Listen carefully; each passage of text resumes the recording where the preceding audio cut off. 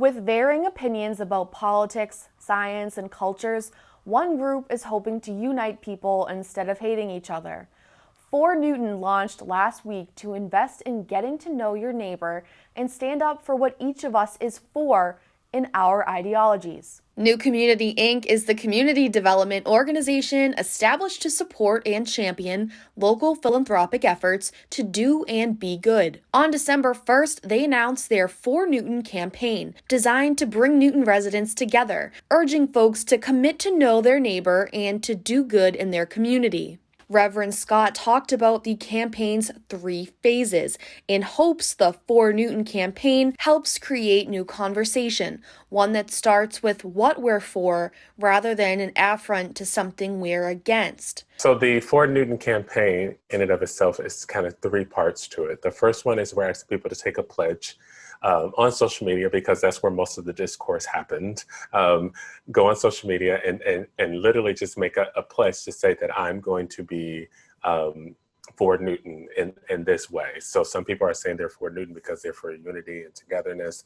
Some people are saying they're for Newton because they're for education and for healthcare rights for people. And so this is their way of saying, I'm going to be for my city. I'm going to act in a civil way. I'm going to bring my best self to the table. And I'm going to expect other people are going to bring their best self so we can solve the issues of our day. The second thing is community partnerships. There's the opportunity to just rally around the needs in our community. There's so many great groups doing things like this, and we're not trying to replace that. We're not even trying to compete with it. We want to join them and just really help other people just find where those needs are in our community and just help. Many nonprofit organizations, I don't need to even remind us of our small businesses and how they're struggling during this time. This is our way as a community to kind of show up and support in that capacity. And then the third piece of it is these small groups we're calling city crews, where we're literally giving people the opportunity to just get to know people who are different than them. There's no prerequisite to join a group. You literally sign up for a group and we randomly place you in them. The hope is to build off of or to extend that call that we all heard in January of last year to know our neighbors.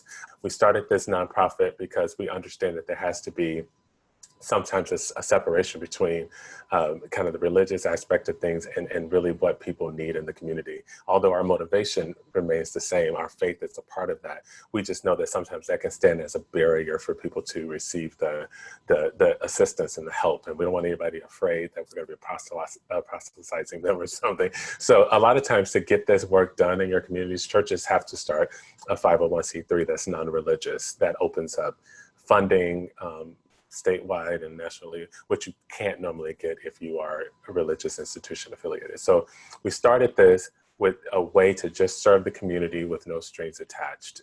We have a partner in a church that is in Lynn. It's called East Coast International Church. And the pastor there, Kurt Lang, is a mentor of mine, and he just has this same kind of heart for the city of Lynn. And it's also easier to kind of identify the needs in a city like Lynn as opposed to Newton, where you think there's great resources and stuff here. But when you just kind of sit, the same needs exist everywhere. And it's just who's really willing to step into those spaces and respond to them. So Kurt has, on their property, their church has this really cool building that's like, I think I want to say 4 or 5 story high city building, like in the middle of the city downtown area or whatever. In their first level, they opened a cafe a while ago that houses or that employs teens who are rehabilitating from different situations in their lives. And this cafe is literally one of the only cafe, coffee shop type places where you can kind of go in, like the Starbucks feel in that community. So they did that. And their church is like on the 2nd floor, or I think it's on the 1st floor and the 2nd floor.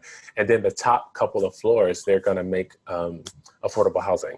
After the key 3 phases, the ultimate goal is to open the vault, a renovated former bank vault designed with Newton's needs in mind, complete with spaces for a black box theater, a play space specifically designed for children with special needs and their families, and a pay what you can cafe to help address food disparities. The vault is set to open in September of 2021. But we really believe, just like a vault keeps our precious jewels, this is going to be a place where the best of our city gathers. It's always our heart to pour like love and dignity and respect on the pavements of our communities where it's needed most, instead of kind of just within the four walls of the church.